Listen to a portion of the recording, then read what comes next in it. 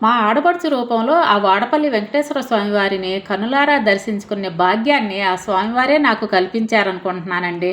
ఎందుకంటే మేమసలు ప్లాన్ చేసుకోలేదు. కానీ మా ఆడపడుచు "వదిన వెళదామా?" అని అడిగితే, "సరే వస్తానమ్మా" అని నేను ఎళ్ళటము, 7 వారాలు గూడా ఆ స్వామివారిని దర్శించుకుందాం అని జెప్పి సంకల్పం చేసుకోవటం, అంతా గూడా ఆ స్వామి నాకు ప్రసాదించిన వరంగా భావిస్తున్నానండి. చాగంటి వారి నోటెమ్మట పలికిన పలుకులు గూడా అంటే ఆ స్వామివారి గురించి, ఆ స్థల మహిమ గురించి చెప్పడం గూడా, ఆ స్వామివారి సంకల్పమే అయ్యుంటుందనుకుంటున్నానండి. కొన్ని వేల మంది భక్తులు స్వామివారిని దర్శించుకొని ఎంత పుణ్యం చేసుకుంటున్నారో, ఫస్ట్ టైమ్ అండి మేమిలా ఆడవాళ్ళందరం కలిసి వెళ్ళటం అనమాట.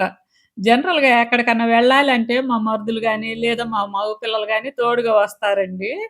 ఇది ఓన్లీ లేడీస్ ట్రిప్ అయింది. మా ముగ్గురు ఆడపడుచులు, తోడికోడళ్ళు అందరం కలిసి ఎళ్ళాము. అయితే అక్కడున్న పుణ్యక్షేత్రాలకు గూడా ఎళ్ళామండి.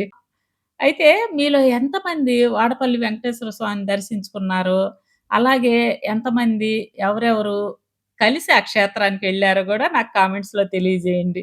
ఎందుకంటే అందరూ గ్రూపులుగా వస్తున్నారండి ఆ స్వామివారిని దర్శించుకోటానికి.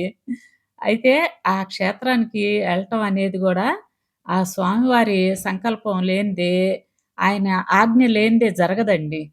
అది మాత్రం నాకు అనుభవం అయిందనమాట. ఈ వాడపల్లి స్వామివారి దగ్గరికి 7 వారాలెళ్లి, గుడి చుట్టూ 7 ప్రదక్షిణాలు చేసి, సహేతుకమైన మంచి కోరిక కోరుకుంటే స్వామివారు తప్పక తీరుస్తారని భక్తుల నమ్మకం అండి.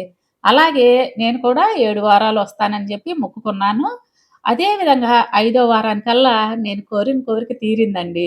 స్వామివారిని నేను ఏ కోరిక కోరుకున్నానో, నా నెక్స్ట్ షాట్‌లో మీతో తప్పకుండా షేర్ చేసుకుంటానండి.